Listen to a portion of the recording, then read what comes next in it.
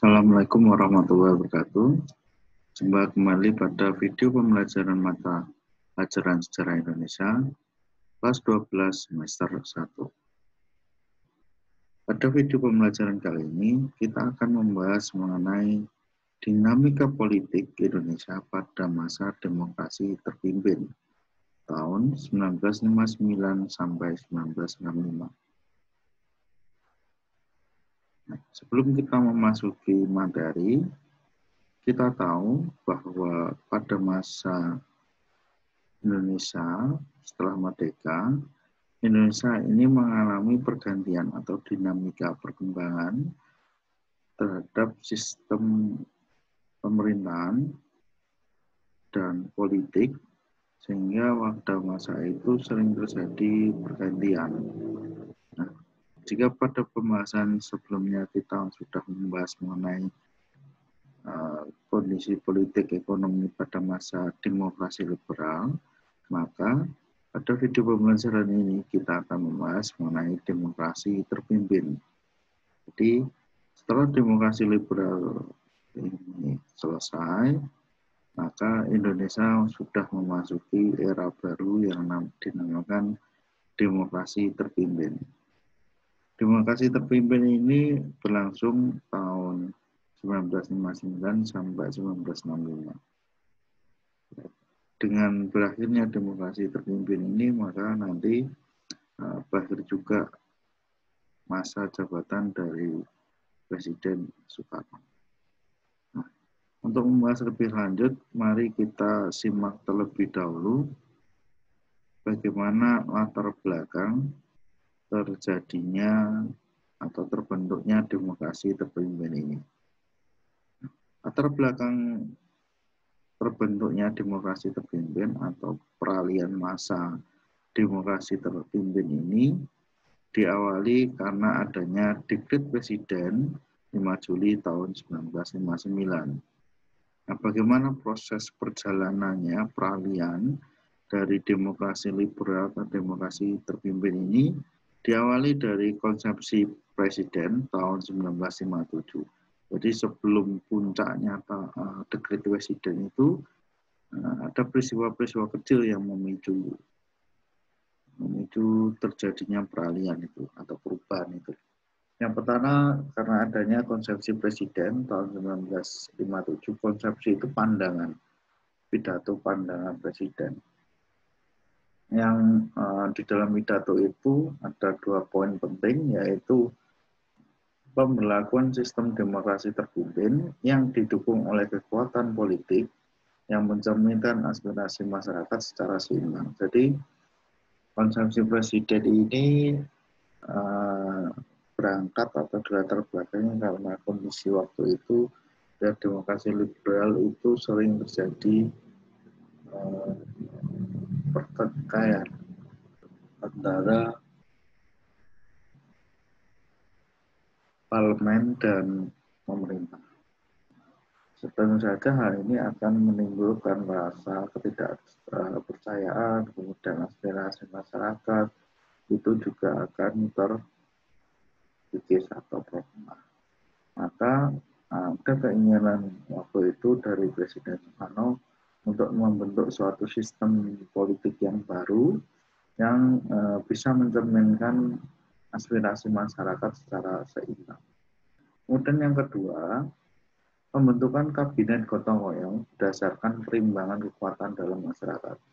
Jadi ya memang karena sekali lagi berangkatnya ini karena kondisi parlementer yang kebanyakan kabinet parlementer itu kan diisi oleh partai, sehingga waktu itu antar partai itu saling menjatuhkan, baik partai yang oposisi maupun partai yang menjabat pemerintah.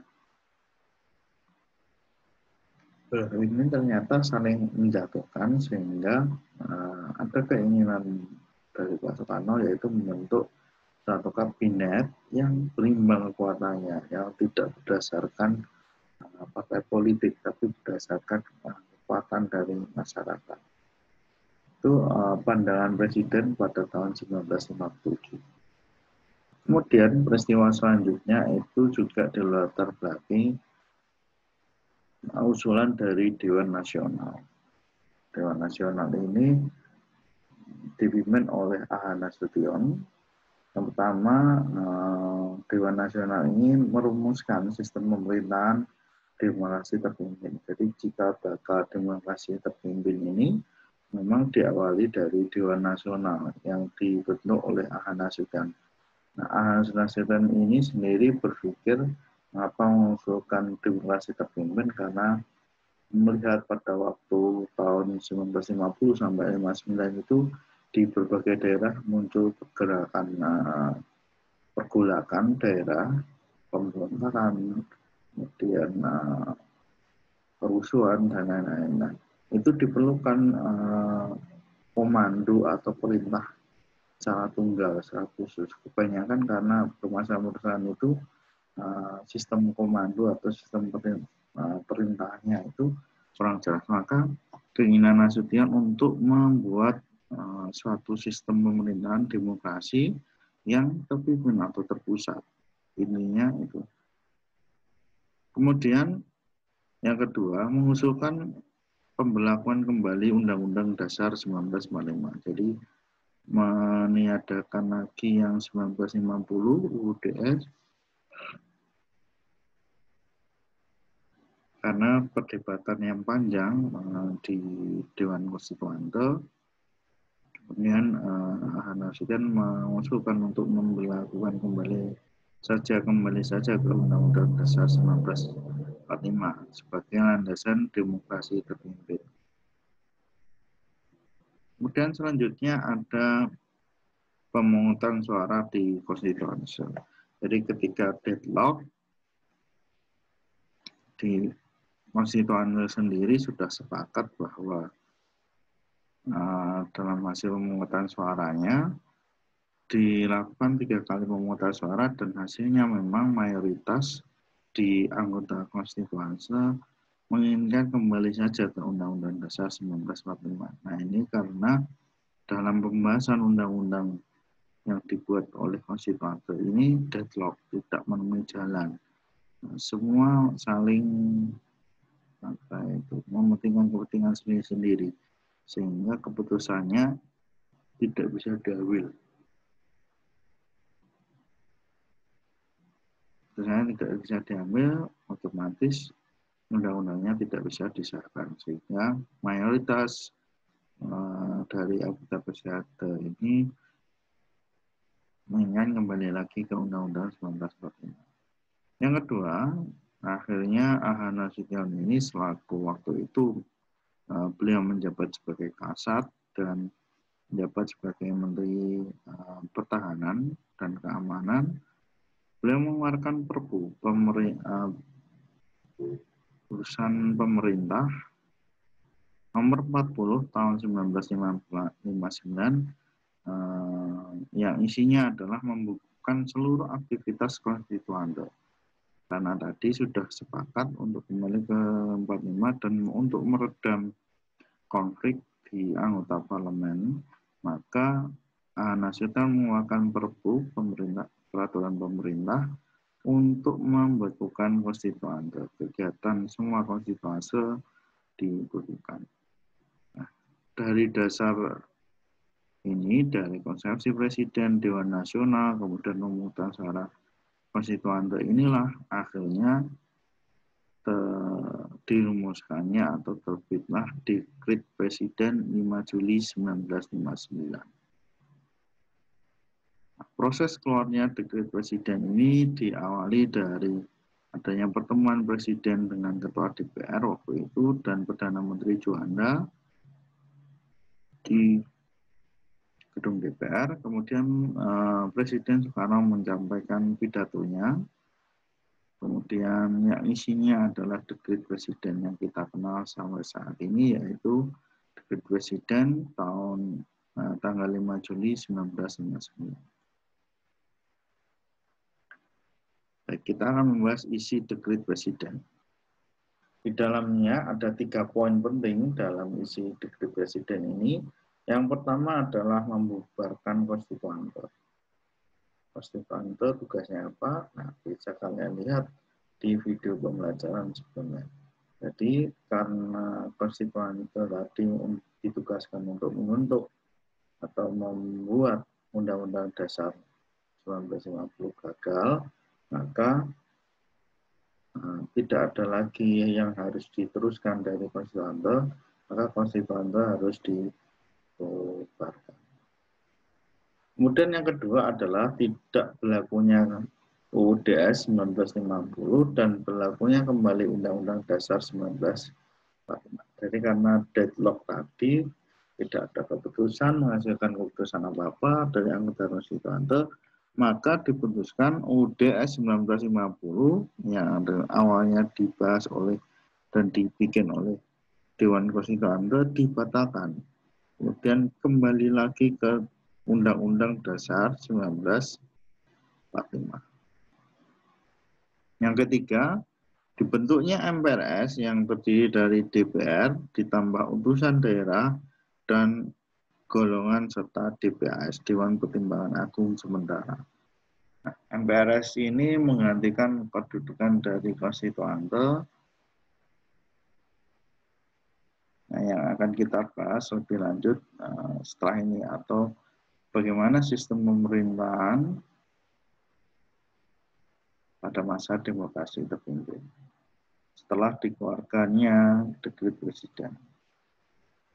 Situasi politik setelah dekret presiden. Nah, pada situasi ini ternyata setelah Presiden Soekarno mengeluarkan dekret, maka Presiden Soekarno karena sistemnya langsung berubah, 5 hari berikutnya sistem pemerintahan sudah berubah dari awalnya parlementer, kemudian kembali lagi ke presidensial. Jadi otomatis waktu itu Soekarno sebagai presiden juga sebagai kepala negara. Jadi kedudukan presiden ini pada masa demokrasi terpimpin selain sebagai kepala negara tapi juga sebagai kepala pemerintahan. Maka setelah keluarnya dekret presiden dan mengembalikan fungsi dari Soekarno, maka langkah pertama yang dilakukan yaitu membentuk kabinet baru pada tanggal 10 Juli 1959 atau 5 hari setelah dikeluarkannya dekret presiden. Kemudian membentuk kabinet kerja yang dinamakan Kabinet Gotong Royong, membuat 3 program yang terdiri dari pencukupan sandang pangan, menjaga stabilitas keamanan, dan pengembalian irian barang. Kemudian dalam kabinet kerja gotong royong ini terdiri dari orang-orang profesional yang terbebas dari unsur partai. Nah, ini mengingat memang karena kejadian pada masa demokrasi parlementer kabinet sering jatuh karena adanya mosi tidak percaya dari parlemen.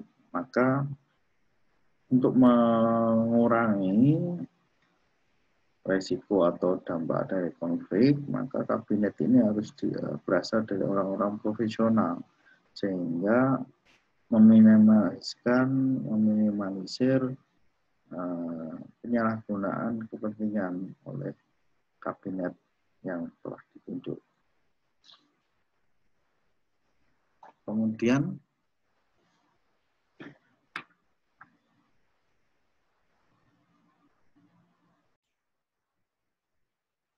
selanjutnya kita akan membahas mengenai bagaimana peta kekuatan politik pada masa demokrasi terpimpin.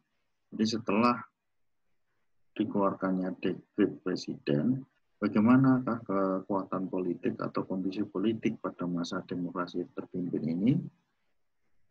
Pertama, munculnya gagasan Manipol Usdek yang dicetuskan oleh Presiden Soekarno dalam sidang di DPRS tanggal 7 Agustus 1959. Soekarno dalam pidatonya, beliau menggagas yang kita kenal sebagai Manipol Usdek. Apa itu Manipol? Maka kita akan bahas satu persatu. Dari Manipol dulu. Manipol itu kepanjangan dari manifesto politik. Nah, apa gagasan manifesto politik ini? manifesto itu adalah pernyataan sikap sebuah kelompok atau yang diumumkan kepada publik sehingga dan sering bermuatan politis. Jadi manifesto itu dalam arti adalah pernyataan sikap atau sebuah kelompok atau bangsa yang dalam hal ini adalah bangsa yang diumumkan di publik dan sering bermuatan politis. Jadi manifesto yang politik ini memang diumumkan kepada masyarakat dalam sidang DPR pada tahun 1959. Nah, apa yang dimaksud dari manifesto politik Presiden Soekarno? Yaitu menyuarakan kembali kebangkitan semangat revolusi, keadilan sosial, serta penyusunan ulang lembaga dan organisasi negara demi revolusi yang berkesinambungan. Jadi manifesto politik Presiden Soekarno ini adalah menyuarakan kembali revolusi, dalam jargon revolusi belum berakhir. Jadi revolusi atau perubahan yang terjadi pada tahun 1945 itu menurut pandangan beliau belum berakhir. Maka perlu arahan kembali atau pandangan kembali yang termuat dalam manifesto politik, yaitu menginginkan revolusi kembali untuk mewujudkan keadilan sosial serta menyusun lembaga negara disusun ulang untuk revolusi yang berkesinambungan atau berkelanjutan atau dapat diteruskan sampai di kemudian hari. Itu pandangan dari manifesto politik Presiden Soekarno. Kemudian kita akan membahas USDEK.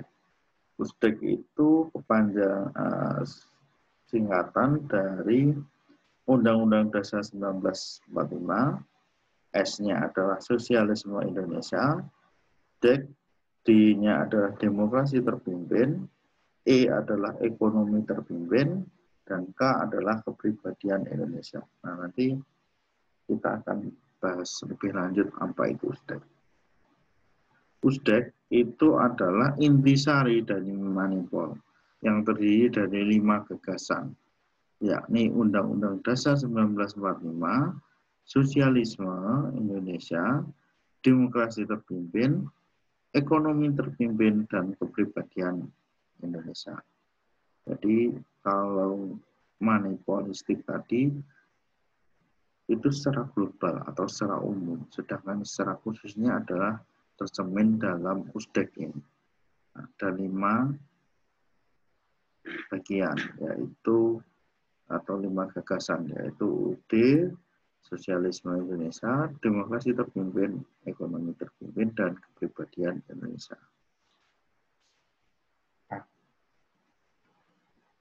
Bagaimana proses dari doktrinasi Manipol USDEK ini? Jadi setelah dituangkan ke publik, bagaimana proses doktrinasi atau penyampaian Manipol USDEK ini kepada masyarakat? Proses doktrinasi ini dilakukan di semua tingkat pendidikan dan lembaga pemerintahan dan menjadi mata kuliah wajib pada masa itu untuk masyarakat agar mengikuti pendidikan Manipol USDEK. Yang kedua, mencakup 7 bahan pokok indoktrinasi atau tubabi yang harus diajarkan di seluruh satuan pendidikan dan lembaga pemerintahan. Itu dulu pegawai itu wajib harus mengikuti doktrinisasi Manipol USDEK maupun di lembaga pendidikan baik itu SD, SMP, SMA sampai perkuliahan itu harus ada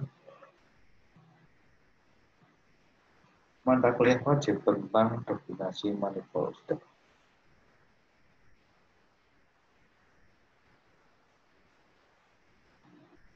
Nah, kondisi politik selanjutnya pada masa demokrasi terpimpin ini terjadinya pembatasan partai politik.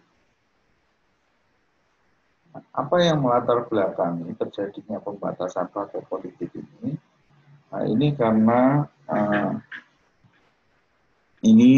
alasan yang dikemukakan pada masa itu, pemerintah pada masa itu, yaitu latar belakangnya untuk menyatukan visi partai dengan demokrasi terpimpin yang terpusat pada presiden. Karena semakin banyak partai dan partainya pasti akan memiliki ideologi sendiri-sendiri, nah itu yang akan mengakibatkan demokrasi terpimpin ini tidak berjalan, karena prinsip dari demokrasi terpimpin ini semua pusat pemerintahan, semua jalannya negara itu diatur oleh presiden. Nah, jika partai itu memiliki keinginan sendiri sesuai kelompoknya, otomatis demokrasi terpimpin ini akan terkendala. Kemudian menghindari konflik kepentingan partai seperti pada masa demokrasi liberal. Ya, memang karena pada masa demokrasi liberal itu partai yang ikut pemilu itu jumlahnya sangat banyak, ada 48 partai. Sehingga masing-masing partai memiliki ideologi dan pandangan sendiri-sendiri, sehingga tidak akan ketemu dan bahkan sering terjadinya pertikaian antar partai. Kemudian yang ketiga adalah penetapan sesuai dengan penetapan Presiden atau Perpres nomor 7 pada tahun 1959. Nah, apa syarat dari penyederhanaan partai? Yang pertama, bagi partai yang mau bergabung atau digabung atau dilikuidasi, syaratnya adalah menerima dan membela Konstitusi 1945 dan Pancasila, kemudian menggunakan cara damai dan demokratis untuk mewujudkan cita-cita politik. Yang ketiga, menerima bantuan luar negeri hanya seizin pemerintah. Yang keempat, partai politik memiliki cabang di seperempat wilayah Indonesia. Yang kelima, presiden berhak menyelidiki administrasi dan keuangan partai.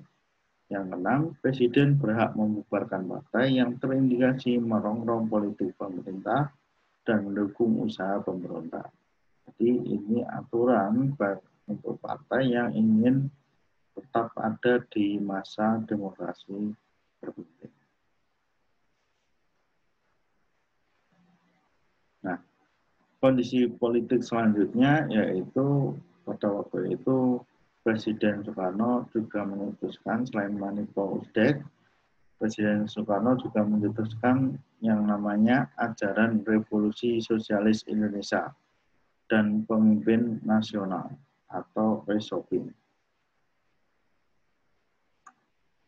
Di dalam Resopim ini dasarnya adalah dalam kehidupan bangsa dan negara Indonesia itu diperlukan revolusi sosialisme. Nah, untuk mencapai revolusi dan sosialisme ini dikendalikan oleh satu pemimpin nasional atau biasanya beliau menyebutnya adalah Panglima Besar Revolusi atau PBR. Nah, siapa yang menduduki Panglima Besar Revolusi ini? Yaitu adalah Presiden Soekarno. Kemudian dari ajaran tadi Rasopim lahirlah ajaran Nasako atau nasionalisme, agama, dan komunis. Hal ini berangkat dari upaya dari Presiden Soekarno untuk menyatukan kelompok-kelompok partai pada waktu itu yang sering bertikai. Kemudian beliau mempunyai gagasan untuk menyatukan semua partai, baik dari partai nasionalis, partai agama, kemudian partai komunis, dirangkul semuanya. Itu sebenarnya maksud dari Presiden Soekarno. Tapi kita ketahui kelompok agama dan nasionalis itu tidak mau bergabung dengan kelompok komunis yang dianggap berhaluan kiri atau memiliki sayap kiri. Kemudian Apa latar belakang dari Presiden Soekarno ini menggagas Nasakom? Yang pertama adalah mencerminkan paham yang terdapat di dalam berbagai golongan masyarakat. Yang kedua, memperkuat kedudukan presiden. Jadi, Nasakom ini kan memang pada masa itu golongan di masyarakat itu ada 3 golongan, nasionalis, agama, dan komunis. Nah, beliau ingin merangkul semuanya, semua paham yang ada di dalam golongan masyarakat untuk menjadi satu dalam wadah Nasakom ini. Kemudian ingin memperkuat kedudukan presiden. Nah, dengan bersatunya kelompok-kelompok ini menjadi satu, tentu saja Presiden Soekarno akan mudah mengontrol dari kelompok-kelompok ini. Namun pada kenyataannya justru malah antara ketiga golongan ini tidak terjadi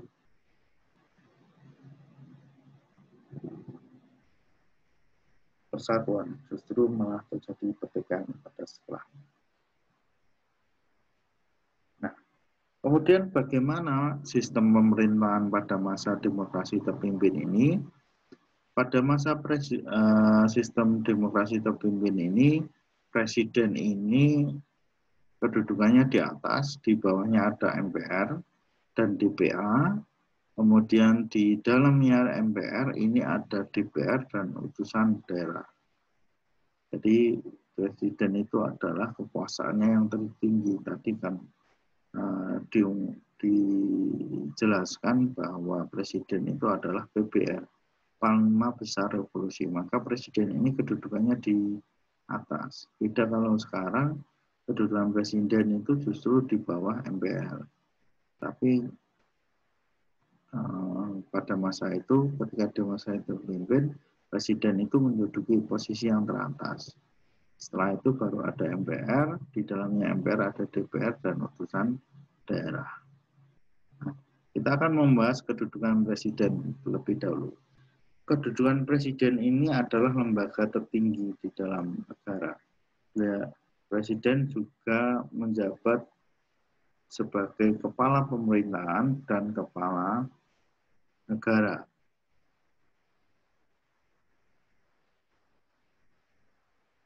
Jadi posisi presiden ini kedudukannya di atas MPR. Kemudian selain itu, presiden juga mengangkat ketua MPRS. Jadi siapa yang menjadi ketua MPRS itu ditentukan oleh presiden. Belum seperti sekarang yang melakukan voting. Kemudian presiden diangkat menjadi presiden seumur hidup. Nah, pada masa itu Presiden Soekarno memutuskan bahwa jabatan beliau sebagai PBR, Panglima Besar Revolusi, itu diemban sampai seumur hidup. Kemudian pembentukan MPRS. Nah, MPRS ini dibentuk atas penetapan Presiden nomor 2 tahun 1959 yang isinya adalah pengangkatan anggota MPRS melalui pemilu dan diangkat oleh Presiden dengan menyetujui Manipal Udek. Jadi mengangkat anggota DPR itu mereka harus menyetujui dulu terhadap paham yang namanya paham Manipal Udek.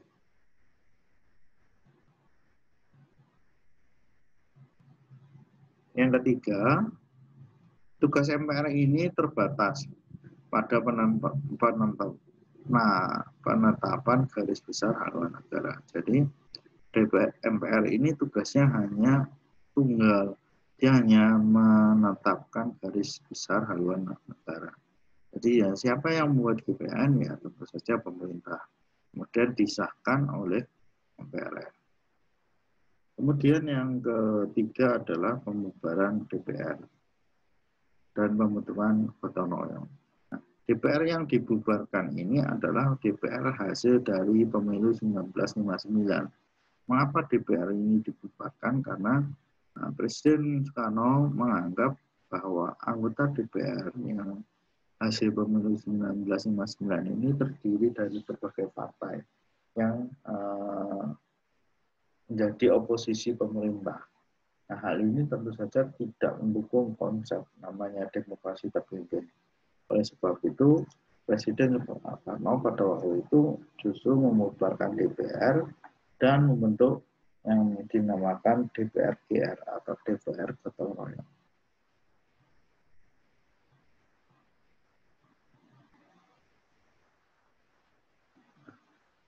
Berdasarkan apa pembubaran DPR ini? Berdasarkan penetapan Presiden atau Perpres nomor 3 tahun 1960, karena pada waktu itu DPR ini menolak APBN pada tahun 1960.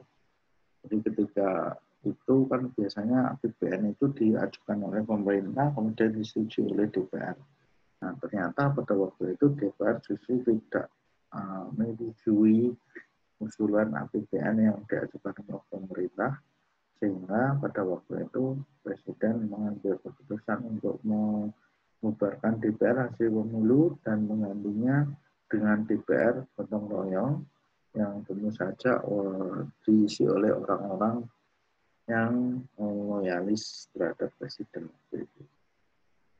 Kemudian pembentukan DPA atau Dewan Pertimbangan Agung Sementara. Dasar penetapan ini pada Perpres nomor 3 tahun 1959 dengan diketuai oleh Presiden. Jadi DPA ini ketuanya siapa ya? Presiden sendiri. Yang bentuk Presiden, yang mengetuai juga Presiden. Nah, apa tugas DPA? DPA ini tugasnya adalah memberikan jawaban terhadap pertanyaan Presiden dan mengajukan usul kepada Presiden. Jadi ketika Presiden ini ada masalah, kemudian butuh penanganan yang cepat, maka Presiden tinggal meminta saran atau bantuan dari DPA.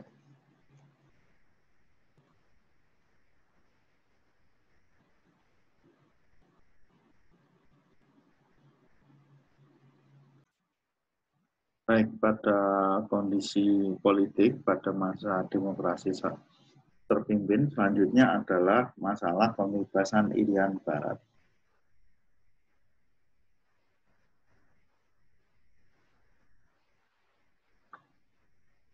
Nah, apa latar belakang dari upaya pemerintah untuk melakukan pembebasan daerah atau wilayah Irian Barat?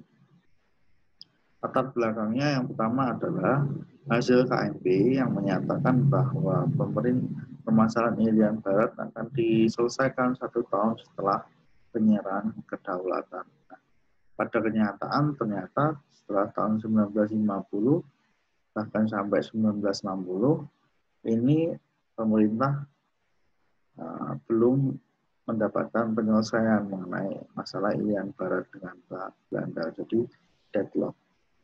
Apa penyebabnya? Yaitu Belanda ini sering menunda-nunda untuk menyelesaikan masalah Irian Barat sehingga terjadi molor sampai bertahun-tahun. Nah, ini yang menyebabkan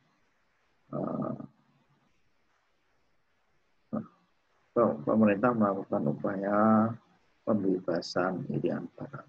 Apa saja upaya yang dilakukan pemerintah pada waktu itu untuk membebaskan Irian Barat dari Belanda dan masuk ke dalam provinsi yang ada di Indonesia?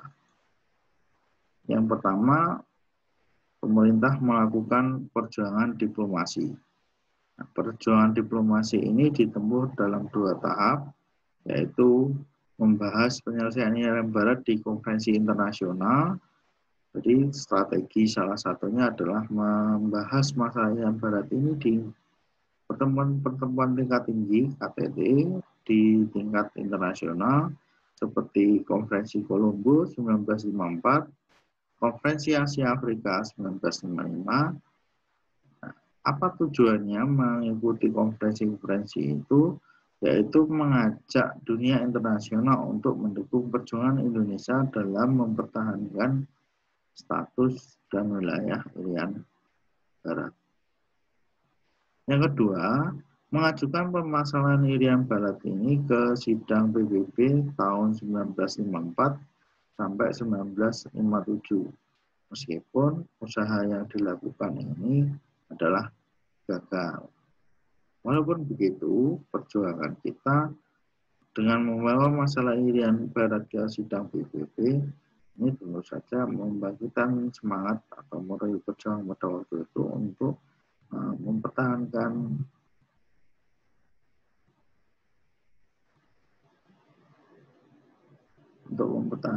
kondisi Indonesia. Kemudian usaha selanjutnya yaitu melakukan konfrontir politik. Nah, apa saja yang dilakukan dalam konfrontir politik ini? Yang pertama, pemerintah membentuk pemerintahan Provinsi Irian Barat sementara di Sawasiu Tidore pada 17 Agustus 1956. Jadi untuk menyatakan bahwa inilah wilayah Indonesia. Apa syaratnya wilayah masuk dalam wilayah Indonesia? Itu harus ada pemerintahan. Nah, waktu itu pemerintah membuat pemerintah sementara Irian Barat yang berkedudukan di Tidore di Maluku. Kemudian membatalkan hasil KMB melalui Undang-Undang Nomor 13 tahun 1956. Kemudian yang ketiga adalah membentuk Front Nasional Pembebasan Irian Barat atau FNPIB pada tahun 1958 untuk mengarahkan masyarakat dalam upaya pembebasan Irian Barat. Jadi untuk mendapat dukungan masyarakat agar masyarakat itu mau mendukung perjuangan bangsa Indonesia pada waktu itu. Kemudian memutuskan hubungan diplomatik dengan Belanda dan menutup kantor diplomatik. Karena deadlock tadi, Belanda sering mengulur-ngulur masalah pembebasan Irian Barat, sehingga pemerintah mengambil langkah tegas untuk membatalkan hasil KMP yang membahas masalah Irian Barat 1 tahun kemudian memutuskan hubungan diplomatik juga kepada Belanda dan menutup kantor diplomatik yang ada di Jakarta.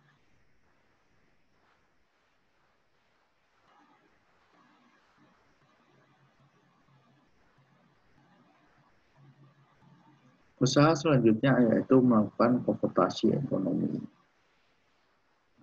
Yang dilakukan pada waktu itu adalah membatalkan utang-utang Indonesia kepada Belanda senilai 3.661 juta gulden.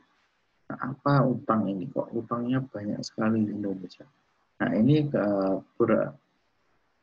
merupakan utang dengan pemerintah waktu itu karena selama perang agresi militer Belanda 1 dan 2, ternyata kerugian kemudian peralatan militer dari Belanda yang sudah dikeluarkan Belanda harus ditanggung oleh pemerintah Indonesia. Selain itu juga untuk nasionalisasi perusahaan-perusahaan asing. Jadi perusahaan-perusahaan asing ketika dinasionalisasi itu tidak gratis, tetapi kita harus membelinya karena itu berupa aset-aset tanah, aset pabrik. Nah, itu kita harus membelinya. Nah, ketika dihitung-hitung ternyata mencapai 3.661. Nah, karena adanya permasalahan dengan Belanda tadi, maka selain menutup kantor diplomatik, ternyata juga membatalkan utang-utang Indonesia kepada Belanda. Yang kedua, melarang penerbangan maskapai Belanda (KLM) di wilayah Indonesia. Jadi otomatis pergerakan pasukan, kemudian para diplomat atau orang-orang Belanda ini kesulitan untuk masuk ke Irian. Karena biasanya kan waktu itu orang berpikirnya menggunakan pesawat karena terletak jauh dari Irian ini sangat jauh, maka agar cepat biasanya orang-orang menggunakan pesawat. Tapi ketika diblokade, nah maka yang terjadi hubungan ini terputus. Kemudian yang ketiga, menghentikan semua perwakilan konsuler Belanda di Indonesia sejak tanggal 5 Desember 1957. Nah, ini memang akibat dampak dari pemutusan diplomatik tadi. Berarti seluruh konsulat itu duta besar semua dipulangkan, sehingga perusahaan-perusahaan asing ini kesulitan mau kembali ke negaranya, kan harus butuh paspor. Nah, ini semua ditutup semuanya. Perusahaan-perusahaan Belanda juga ditutup. Kemudian pengambil alihan atau nasionalisasi perusahaan milik Belanda di Indonesia dengan Perpres 23 tahun 1958. Nah, ini buntut dari kekecewaan pemerintah Indonesia waktu itu atas kegagalan perundingan tentang Irian Barat dengan Belanda. Kemudian yang kelima adalah pemindahan pasar komoditas Indonesia dari Rotterdam, Belanda, ke Bremen, Jerman, ya, karena ini berhubungan dengan pasar bahan baku ekspor kita. Setelah datang biasanya dijual di Belanda, maka pasarnya agak bergeser ke Rusia. Kenapa? Waktu itu pemerintah melakukan blokade atau pembatasan ekonomi, hubungan ekonomi dengan Belanda, karena masih terlibat sengketa masalah Irian Barat. Kemudian usaha yang dilakukan selanjutnya adalah konsentrasi militer. Usaha damai sudah, usaha penetrasi ekonomi sudah, tapi gagal. Maka opsi selanjutnya yaitu konfrontasi militer.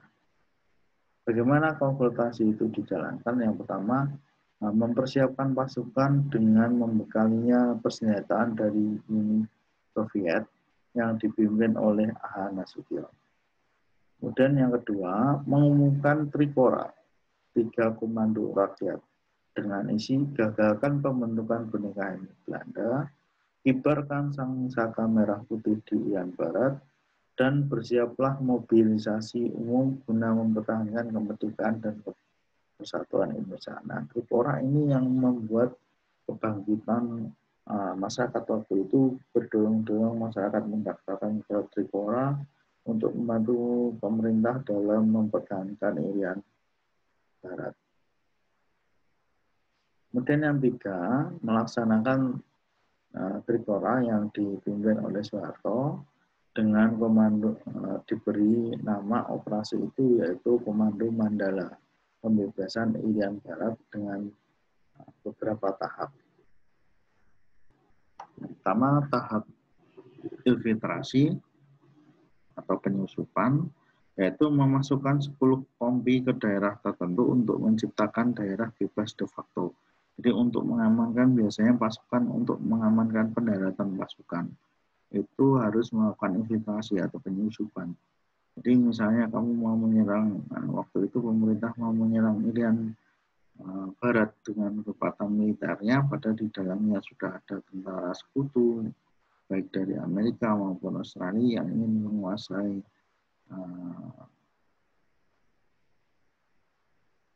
baik juga dari Belanda yang ingin menguasai kembali Belanda. Maka ketika pemerintah Indonesia mengirimkan militernya kemudian harus mendarat di Irian, maka perlu daerah-daerah aman. Nah, tujuannya yaitu melakukan tahap infiltrasi itu seperti itu. Nah, biasanya yang dikirimkan kalau sekarang itu dikenal sebagai pasukan Tatak atau Denjaka. Itu tugas atau fungsinya itu melakukan infiltrasi atau penyusupan untuk membangun daerah yang bisa dimasuki ketika militer masuk ke daerah musuh. Yang kedua adalah tahap eksploitasi. Tahap eksploitasi ini adalah mengadakan serangan terbuka pada induk militer lawan dan menduduki pos-pos pertahanan. Jadi ini tujuannya masuk ke daerah pertahanan lawan dan melakukan serangan. Kemudian yang ketiga adalah tahap konsolidasi. Tahap ini adalah menegakkan kedaulatan Indonesia secara mutlak di seluruh wilayah kawasan. Kalau tadi eksploitasi hanya beberapa pos, kalau tahap konsolidasi ini berarti di seluruh kawasan sudah harus ada tentara di situ dan diamankan wilayahnya.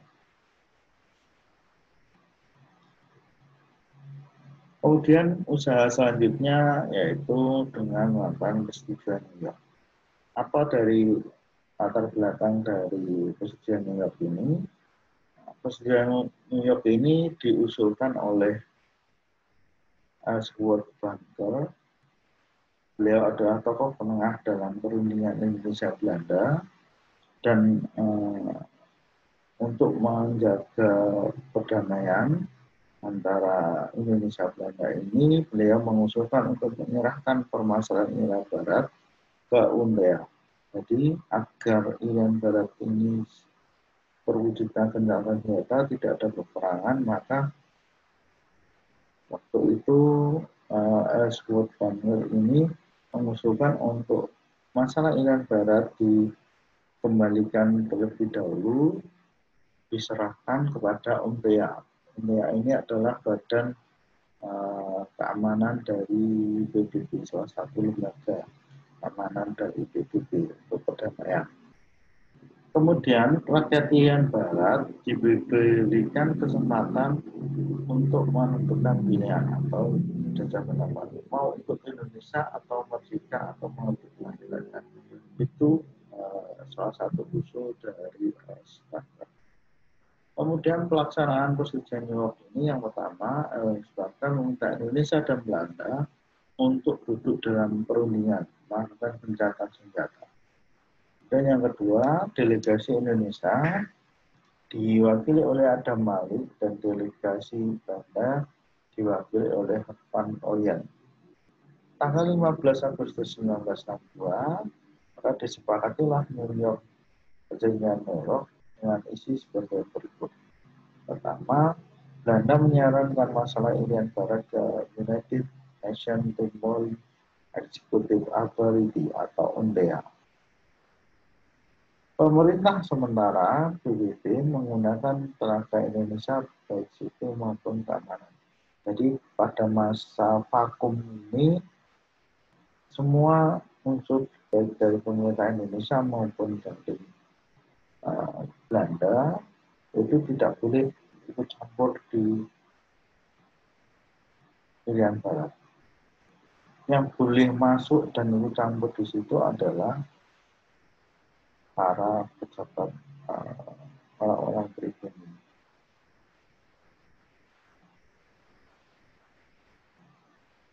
Nah, di UNDEA ini beliau mendapatkan dukungan dari tenaga, karena untuk menjalankan pemerintahan yang beliau yang UNDEA pegang, maka butuh juga tenaga-tenaga pribumi. Kemudian yang ketiga adalah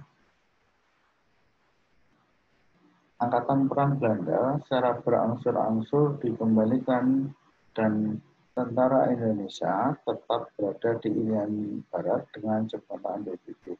Jadi Belanda dengan sesuai ketentuan PBB, ketentuan New York ini, Belanda harus meninggalkan Indonesia atau meninggalkan Irian Jaya. Nah, untuk keamanan diserahkan kepada TNI atau Tentara Indonesia.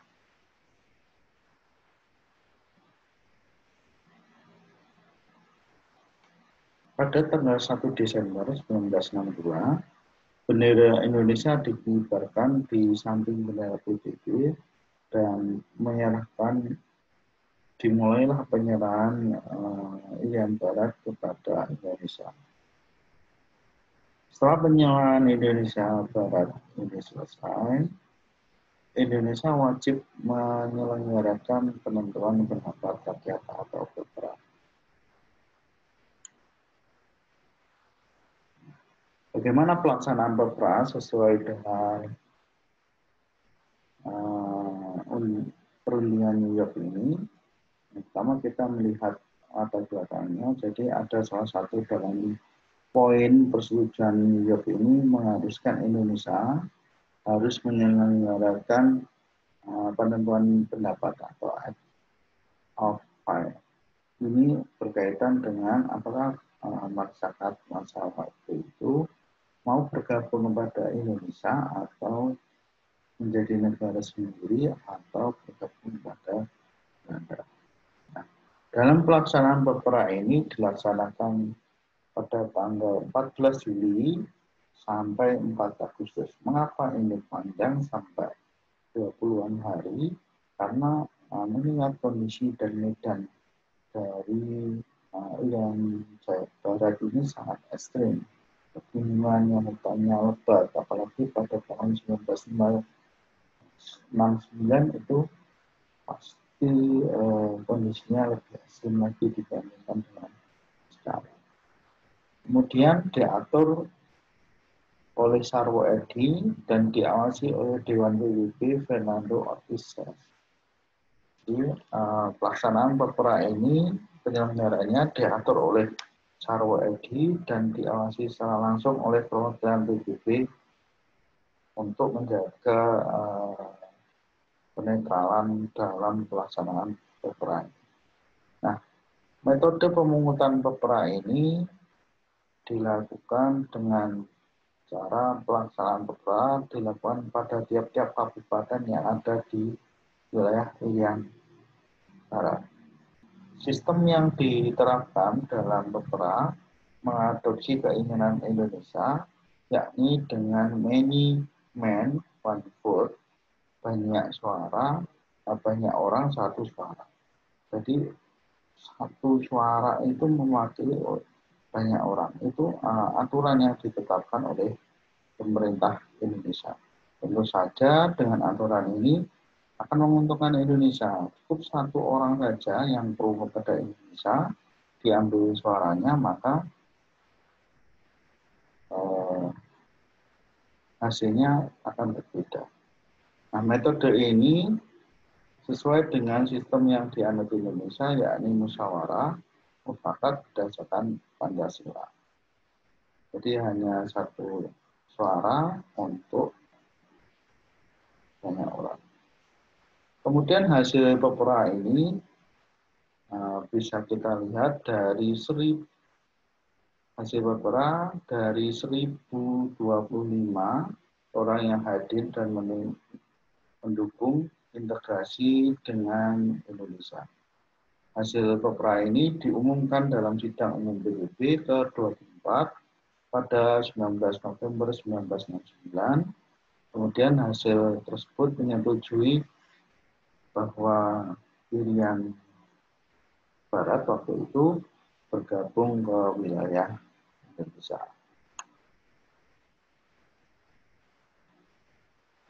Nah, kondisi politik pada masa demokrasi terpimpin, selain kondisi dalam negeri tadi, kita akan membahas kondisi politik luar negeri Indonesia pada masa demokrasi terpimpin. Nah, bagaimana kondisinya? Pertama, kondisi pada masa demokrasi terpimpin, pada masa itu kondisi politik luar negerinya ini cenderung tidak melaksanakan politik bebas aktif. Hal ini terbukti yang pertama, Indonesia melakukan konfrontasi atau pertikaian atau permusuhan dengan Malaysia. Nah, apa latar belakang dari konflik ini? Yang pertama, pemimpin Malaya waktu itu, Tengku Abdullah Rahman, melontarkan gagasan pembentukan Federasi Malaysia yang meliputi Malaysia, Singapura, dan Brunei, dan diusulkan kepada Perdana Menteri Inggris. Jadi, waktu itu pemimpin Melayu menginginkan penyatuan wilayah Malaysia, Singapura, dan Brunei ke wilayah Malaysia. Kemudian, Indonesia memandang hal tersebut sebagai ancaman karena dianggap sebuah proyek neokolonialisme yang baru yang akan dibuat oleh Inggris dan mengancam negara-negara di Asia Tenggara yang lain. Nah, bagaimana respon Indonesia terhadap rencana dari Tengku Abdullah Rahman ini? Presiden Soekarno mengumumkan konfrontasi dengan Malaysia dengan membentuk Tripora. Kalau kita ingat di Irian, pembebasan Irian Barat menggunakan Tripora. Kalau pada saat konfrontasi dengan Malaysia ini menggunakan atau membentuk Dwi Komando Rakyat. pada tanggal 3 Mei 1944. Isi dari Dwipora ini adalah memperkuat ketahanan Revolusi Indonesia, kemudian membantu perjuangan rakyat Malaysia agar terbebas dari neo-Lim Inggris dan melancarkan semboyan ganya Malaysia. Biasanya semboyannya itu Inggris itu populer sekali pada masa itu. Kemudian yang kedua adalah membentuk Komando Operasi Tertinggi atau KOTI, dan membentuk Komando Mandala Siaga yang bertugas untuk menyelenggarakan operasi militer dalam rangka mempertahankan kedaulatan Indonesia. Ini waktu itu banyak sekali yang mendaftar untuk menjadi pejuang untuk membebaskan Malaysia pada waktu itu. Nah, di akhir konflik ini, PBB menyerukan pertemuan KTT, Konferensi Tingkat Tinggi, untuk mendamaikan Indonesia dan Malaysia melalui perundingan di Tokyo di Jepang.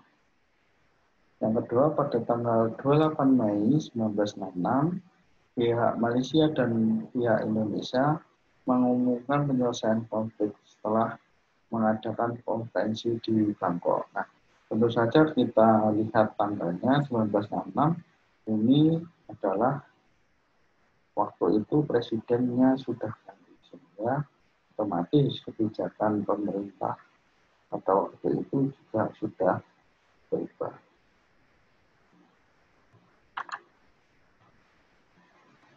Kemudian politik luar negeri selanjutnya adalah politik mercusuar. Nah, politik mercusuar ini tentu saja bertolak belakang dengan prinsip Indonesia politik bebas aktif. Apa yang melatar belakangi politik mercusuar ini? Yang pertama adalah kebijakan politik untuk mencari kemegahan dan keindahan dalam rangka pergaulan antar bangsa di dunia, mencitrakan diri sebagai bangsa negara yang sejajar dan maju. Jadi waktu itu agar bangsa Indonesia itu dikenal oleh bangsa negara lain, dan bangsa negara yang besar dan kuat, maka dibentuklah politik mercusuar atau politik simbol.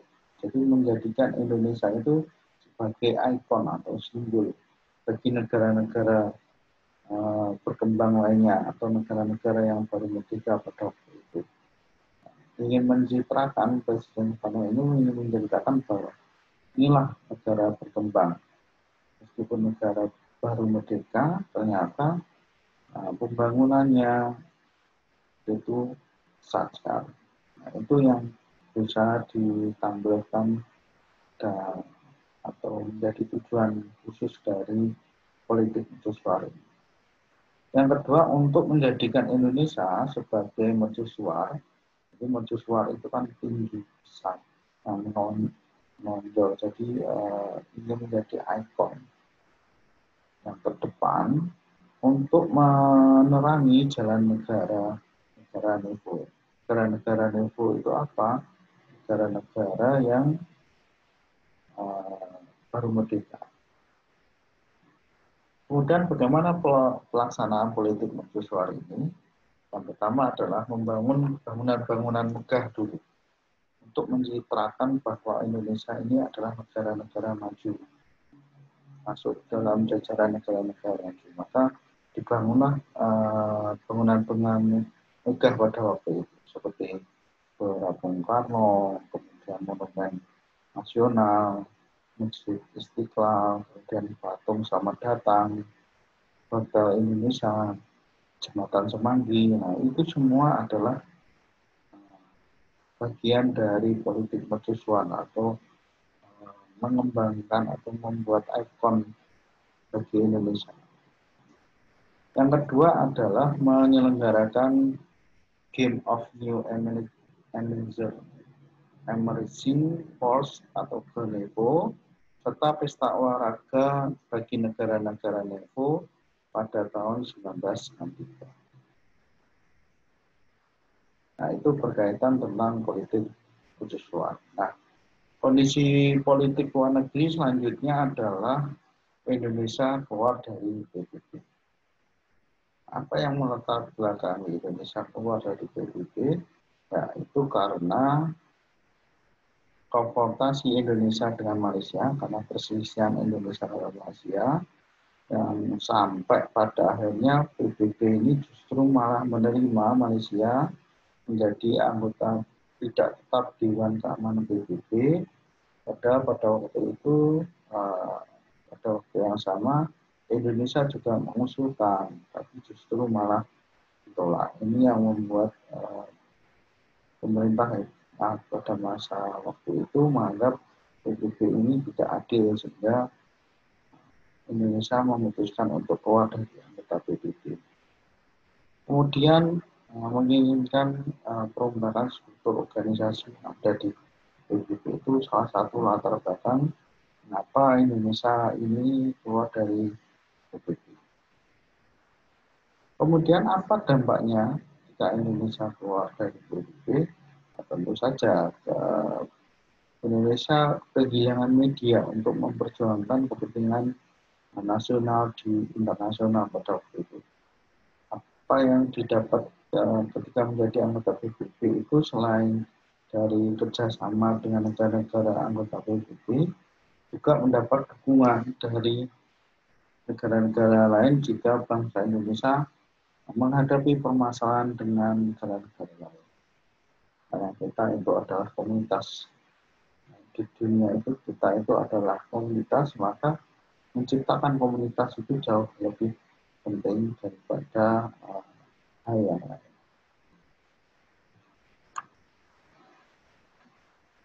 Demikian video pembelajaran kali ini. Terima kasih. Assalamualaikum warahmatullahi wabarakatuh.